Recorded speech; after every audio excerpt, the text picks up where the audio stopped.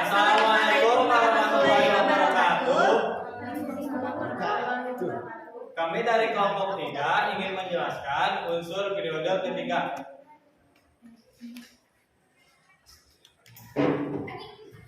Sifat dan senyawa periode ketiga adalah hal yang akan kita harus bahas ketika mempelajari tabel periode kimia. Unsur-unsur periode ketiga adalah unsur-unsur yang memiliki jumlah kulit 3 dan jumlah elektron valensi yang berbeda.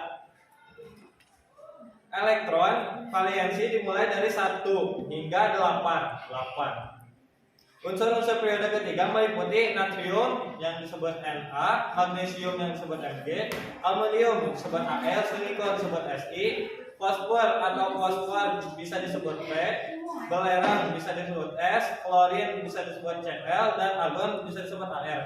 Perbedaan elektron valensi menyebabkan perbedaan sifat kimia karena sifat kimia yang berada dalam satu periode dari kiri ke kanan mempunyai kenaikan yang teratur sehingga sifat kimia berubah bertahap. Sifat fisik unsur periode ketiga. Unsur titik leleh atau titik leleh derajat Celcius. Na atau yang bisa disebut natrium unsurnya ada 98. Mg atau magnesium bisa disebut 550 titik lelehnya.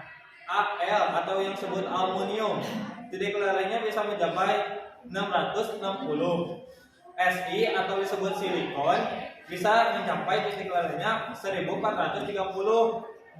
S atau bisa disebut silikon P atau bisa disebut fosfor titik-titiknya bisa mencapai 44. S atau disebut belerang bisa disebut 199.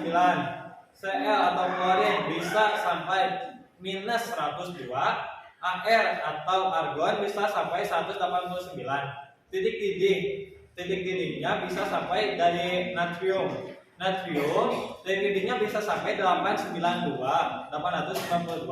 Magnesium bisa sampai 110. Aluminium bisa sampai 460.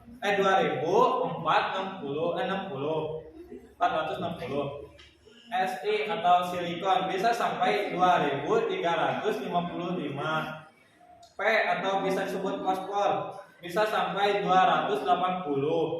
S atau belerang bisa sampai 445 dan klorin bisa sampai minus 34 dan argon bisa sampai 186. Daya hantar magnesium kecil magnesium daya hantarnya adalah konduktor, aluminium konduktor, silikon adalah konduktor, fosfor bisa isolator, belerang bisa isolator, klorin bisa isolator, dan argon isolator. Berdasarkan tabel tersebut, titik leleh unsur Na sampai S berwujud padat, sedangkan Cl dan Ar berwujud gas. Na, magnesium, aluminium, dan Si dapat menghasilkan arus listrik bersifat logam. Sifat logam dari Na ke Al berkurang bersifat semi logam, sedangkan P sampai Ar bersifat non logam. Seperti yang ada di tabel di belakang ini. Bandingkan dengan sesama. Dari tabel dapat disimpulkan bahwa unsur Na, magnesium, dan aluminium dapat mencapai kestabilannya dengan melepaskan elektron. Unsur P, S, Cl mencapai kestabilan dengan menerima elektron. Unsur Si bersifat semi logam dan unsur Ar termasuk unsur gas mulia. Proses pembuatan unsur periode ketiga selanjutnya akan dibacakan oleh rekan saya Tri Rahayu dari A natrium. Natrium. Natrium merupakan unsur alkali dengan daya reduksi paling rendah dengan sumber utamanya adalah halit, umumnya dalam bentuk nasi. Pembuatan natrium dapat dilakukan dengan proses DONS, yaitu elektrolis lelehan nasi. Air asin yang mengandung nasi diuapkan sampai kering, kemudian padatan yang terbentuk dihancurkan, kemudian dilelehkan. Selanjutnya akan dibacakan oleh teman saya, Magnesium. Magnesium dapat diperoleh melalui proses Down. Magnesium dilendapkan sebagai magnesium hidroksida dengan menambahkan CaOH2 ke dalam air laut.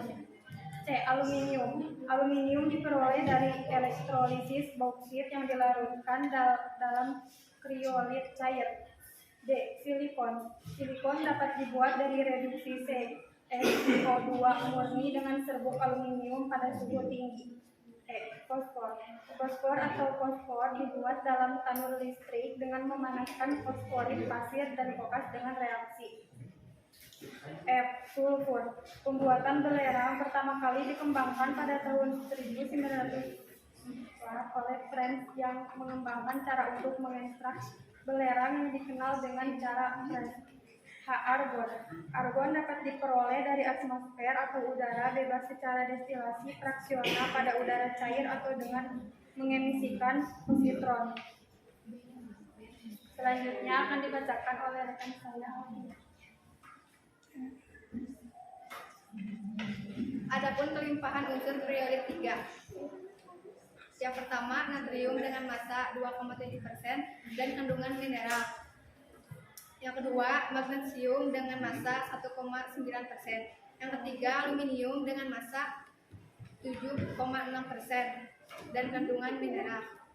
Yang keempat, silikon dengan massa 25,8%.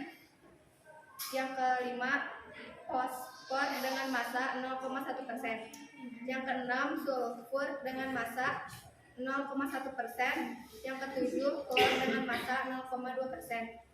Dan yang kedelapan, argon dengan massa 0,1%. Adapun manfaat unsur periode ketiga. Yang pertama, natrium dipakai dalam perbuatan ester NaCl digunakan oleh hampir semua makhluk. Yang ketiga, Na-benzoat dipakai dalam pengawetan.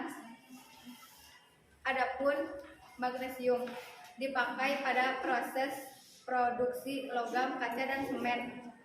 Selanjutnya akan dibacakan dengan teman saya.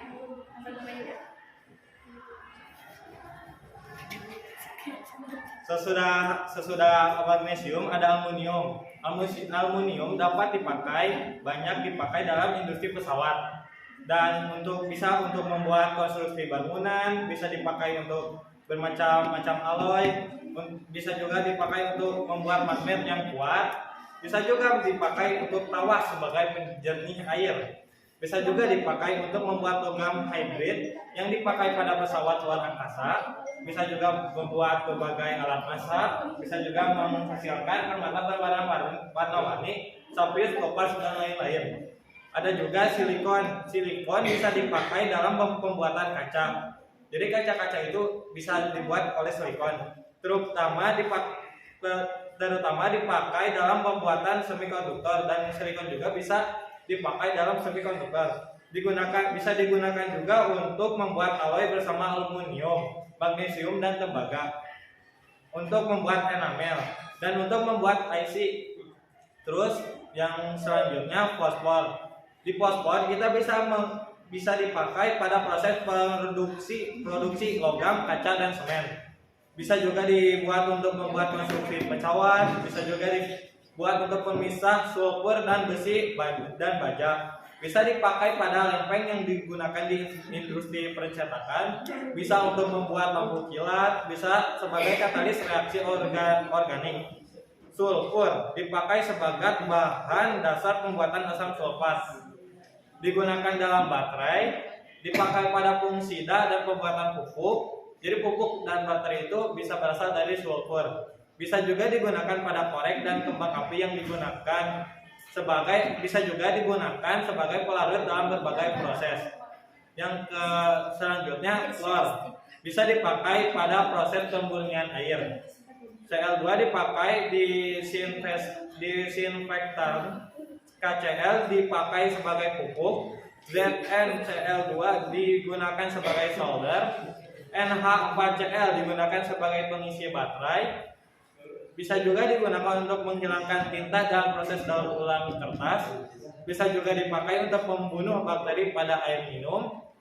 Bisa dipakai pada berbagai macam industri. Jadi klor itu bisa dipakai pada air minum seperti yang aqua kayak gitulah.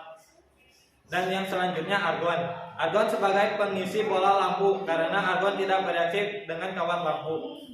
Bisa juga dipakai pada dalam industri logam. Bisa dipakai sebagai inert saat pemotongan dan proses lainnya. Bisa juga dipakai untuk membuat lapisan pelindung pada berbagai macam proses. Bisa juga untuk mendeteksi sumber air tanah, dipakai dalam roda mobil mewah.